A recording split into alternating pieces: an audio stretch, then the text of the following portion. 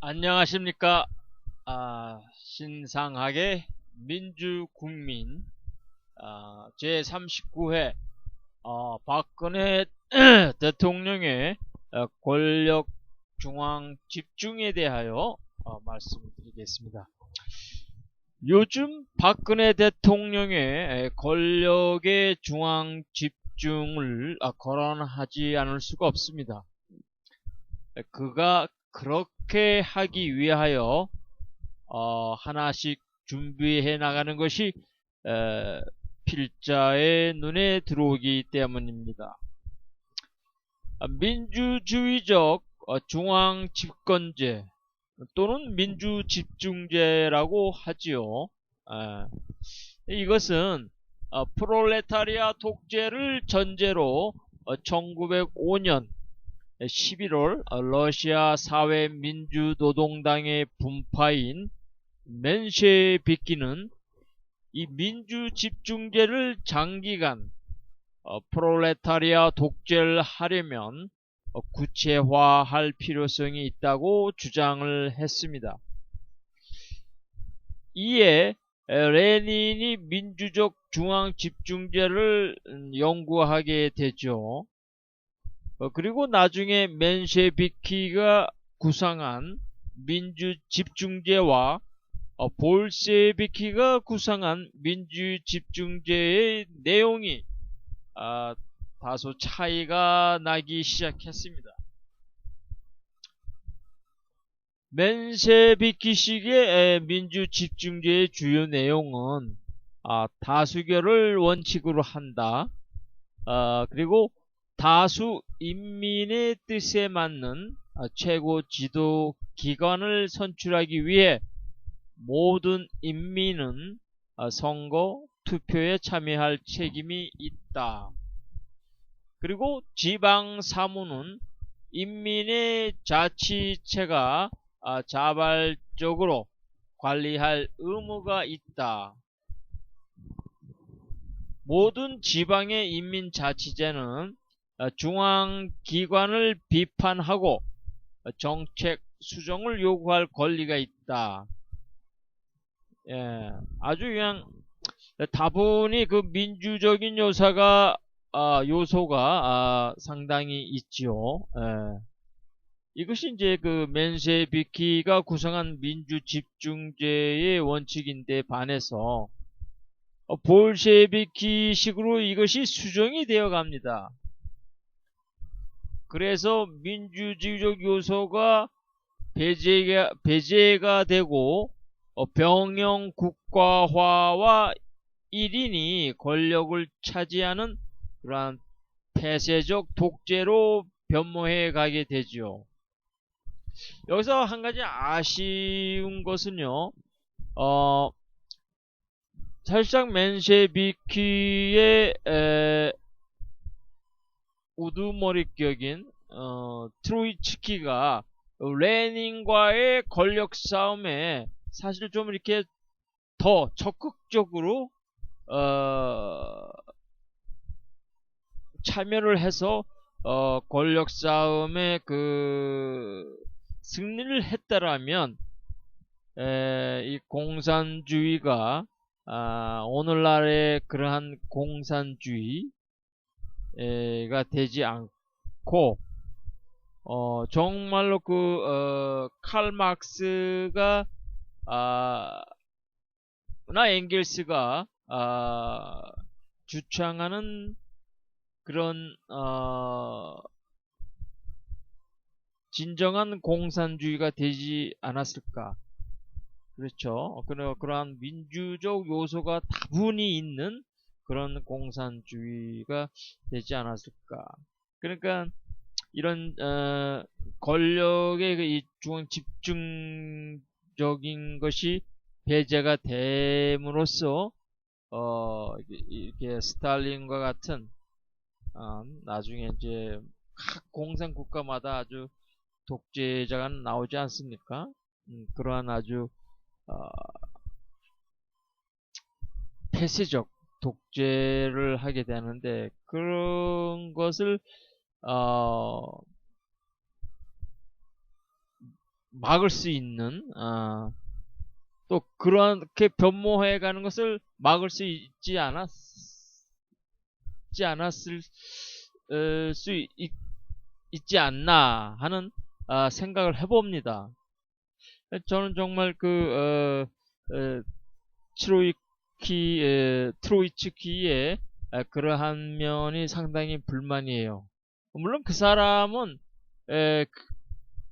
그때의 러시아 내에 여러 광산에서 막 일이 생겼죠. 폭동이 생기고 그래서 거기에 가서 자기가 가서 혁명을 해서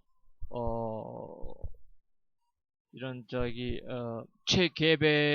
게바라가 하듯이 그러한 체게바라는 뭐 나중 사람입니다만 그런 식의 프롤레타리아 혁명을 세우는데 거기에 아주 중점적으로 포커스를 맞췄기 때문에 레닌과의 권력 싸움에 대해서는 좀 약간 등한시할 수밖에 없었죠. 그래도 포커스 1에서 2로 밀려나게 된 겁니다.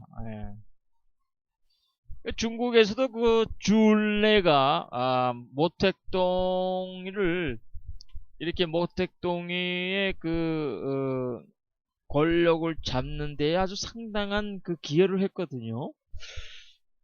그런데 줄레가 생각하는 공산주의와 모택동이가 생각하는 공산주의는 또 차이가 있습니다. 그럼에도 불구하고 모택동에게 상당한 권력을 주어준 줄레, 이 사람들은 사실 상당히 불만이 많습니다. 아무튼 그래서 후에이 스탈린이 레닌 후계자로 정권을 잡고 나서 이 민주 집중제를 악용을 하지요. 그러면서 소수 정파를 모두 숙청을 합니다. 그야말로 맨셰비키의 리더였던 트로츠키 그리고 그 무리들도 1930년대 대숙청 때 모두 아주 추방당하거나 암살당하죠. 트로츠키는 나중에 멕시코인가 쿠바에서 암살당하죠. 스탈린이 보낸 암살자에 의해서. 아무튼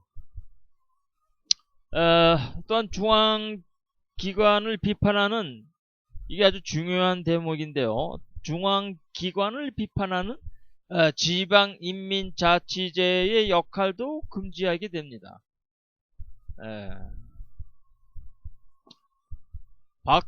제가 얘기하려는 게 바로 이런 건데, 박근혜 대통령이 지방자치제를 없애려는 진짜 이유.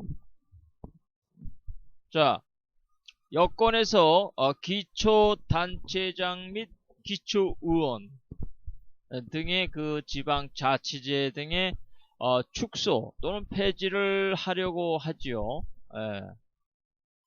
그러한 이유는 박근혜 정권의 상대적 당들인 야당의 통합진보당, 정의당 등 이 소수당들의 버팀목이 되고 있는 기초의원 및 기초단체장들을 없애기 위함이죠. 그래서 원활한 전국 주도권을 잡고 그들의 정책을 지시형으로 대체 유지하여 정권에 맞서지 못하게 함과 동시에 정권을 국민들이 두려워하게 하여 순조로운 전국 운영을 하기 위함입니다. 그래서 차례로 하나씩 그들이 준비해가고 있지요. 여러 가지로. 기초의원 폐지를 해서 이 풀뿌리 정치, 이 풀뿌리 정치를 즉 없애겠다는 겁니다. 그래서 주민들이 정치와 담을 쌓게 하여서 정치를 무관심화하여 이것은 그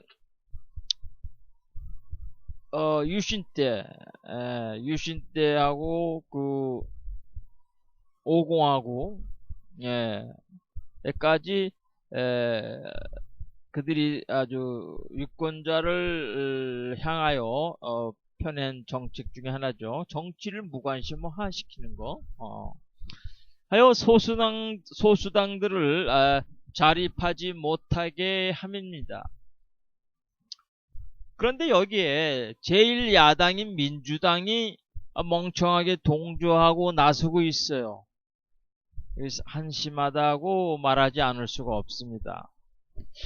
그래서 일각에서는 통합진보당의 그 기초단체장들과 기초의원들을 경찰과 검찰, 국세청이 조사한 것과 무관하지 않으리라고 봅니다. 지난 5월 30일에는 서울지방경찰청 보안수사 때는 이 국가보안법 위반 혐의를 들어 청년통일단체인 6.15 남북공동선언 실현을 위한 청년모임 소풍이라고 하죠. 이 단체의 사무실과 단체 회원 10여 명의 압수수색을 진행하고 이준일 통합진보당 중랑구 위원장에 대해 구속영장을 신청하여서 체포했습니다. 그 체포 이유가 결혼 안 하고 보안 수준이 높은 지메일을 쓰고 그리고 비밀스럽게 메시지를 주고받는 목적이 있다는 등의 아주 애매한 이유를 들어서 이적단체라고 억지를 부려 공권력의 행포를 일삼았죠. 박근혜 대통령 주변에 7인회라는 모든 정책 결정의 파워를 가진 이들이 거의 영남 출신이라는 것과 이 4대 권력기관 검찰, 경찰, 국세청, 감사원의 출신지 부포를 보면 영남이 40.8%로 가장 많고 수도권이 21%, 호남권이 17.8%, 충청권이 13.8%이며 강원도와 제주도가 6.5%입니다. 출신 학교로는 서영고가 당연히 으뜸이겠죠. 근데 여기 이제 경찰이 있기 때문에 경찰대가 세 번째로 높습니다. 70.2%. 서울대가 39.5%로 60명이고요. 고려대가 14.5%에 22명, 경찰대가 7.2%에 11명, 연세대가 6.6%에 10명입니다. 최근에는 또 그 박근혜 대통령이 이제 군부를 아주 장악했죠. 국군 기무사의 그 사령관이 장경욱 소장이 취임한 지 6개월 만에 급작스럽게 교체되었습니다. 이것은 놀랄 일은 아니죠, 사실. 왜냐하면 청와대의 사람들도 불과 취임한 지 박근혜 대통령이 취임한 지 얼마 안 돼서 바로 그러니까 임명한 지 얼마 안 돼서 불과 몇 개월 만에 중요한 자리들을 다 바꾸었죠. 그 누굽니까? 그 김기춘 대표적인 비서실장을 예로 들 수가 있죠. 그 사람을 비롯해서 여러 명이 자리를 교체가 되었습니다. 아무튼 그래서 이제 박지만 동생인 박지만 씨의 이제 그 동기생들 37기생들이 급작스럽게 군 요직을 맡게 됩니다. 그 문제는 그 신임 이재수 중장, 그 국군 기무사의 사령관이 이번에 새로 된 사람이 이 중장이 그 박근혜 대통령 동생인 박지만 씨의 육사 동기와 그 중앙고등학교의 동창이죠. 동기 동창이라는 그런 것이 문제가 되는 겁니다. 그 박근혜 대통령의 남동생인 박지만 이지 회장과 동기인 육사 37기가 군내 핵심 요직에 포진하게 되는데, 그 이재수 중장은 지난 4월 소장에서 중장으로 진급한 뒤 6개월 만에 기무사령관에 임명이 됐습니다. 또 신원식 중장은 지난해 하반기 인사에서 동기들 중에 가장 먼저 진급한 뒤 수방사령관을 거쳐 하참의 요직인 작전본부장으로 임명이 되었고, 지난해 10월 그 노크 탈북으로 징계 대상에 올랐던 엄기학 당시 합참작전부장도 군단장으로 진출하면서 재기를 했습니다. 특정사령관의 전인범 육사 37기, 조보군 육사 37기 소장은 이 두 사람은 이제 임기제 중장으로 진급해서 국방정보본부장에 보임이 되었고, 또 이로써 육사 37기에서는 지난해 하반기에 신원식, 양종수, 5월 상반기에 이재수, 박찬주, 김영식, 이번 인사에서 엄기학, 전인범, 조봉근 등 총 8명이 중장에 진급했습니다. 보통 한 기수에서는 중장이 3명 내지 5명이 배출된다고 하죠. 아주 이례적인 일이 아닐 수가 없습니다. 또한 박근혜 대통령의 그 권력의 집중이 또 되는 것이 또 당이죠. 새누리당을 장악하고 있는데, 서청원 전 의원이 이번 화성갑 보궐선거에서 당선되므로 당내의 잠룡들에 의해 친박에 의한 당내 입지가 점차 그들에게로 옮겨지는 현상을 막아내며 새누리당의 박근혜 해바라기화하는 작업을 서청원 의원을 중심으로 더욱 결속하게 만들 것입니다. 즉 당내의 민주주의가 사라지고, 물론 지금도 없지요. 없는 민주주의지만, 지금도 없는 실정이지만, 각 새누리당 개인의 새누리당 국회의원들의 개인의 의견은 묵살되고, 모든 것은 그 당론으로 일사천리 진행되는 현상은 더욱 힘을 받아 초선 의원들과 소장파 중심으로 개혁의 작게나마 그 개혁의 작은 바람마저 불어내지 못할까 걱정이 앞섭니다. 이것은 민주당도 같은 형국이죠. 이거는 뭐 똑같이 한심한 행태를 보이고 있는 거예요. 제가 말하는 키는 바로 여기 있는 거죠. 당내의 민주화가 이루어져야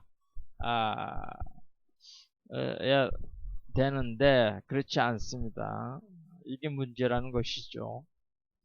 예를 들면 그 선진화법 찬성했던 의원들은 대체로 청와대의 의중을 감안한 듯 침묵하고 있습니다. 지난해 5월 18대 국회 임기 마지막 임시국회에서 선진화법에 찬성했던 상당수 의원들도 현 상황에 대해 별다른 얘기를 하지 않았습니다.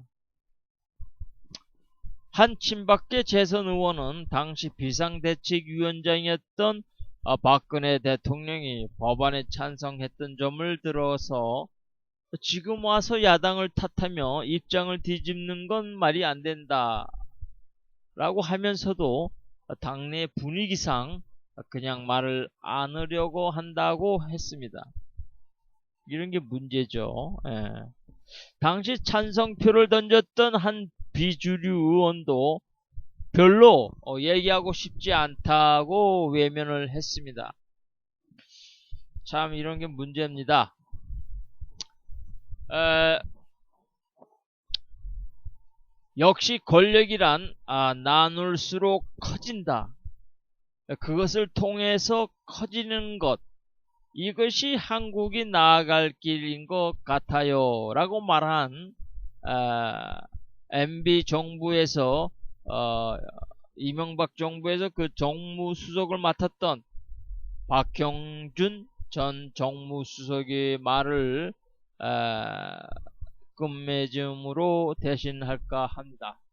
감사합니다. 안녕히 계십시오.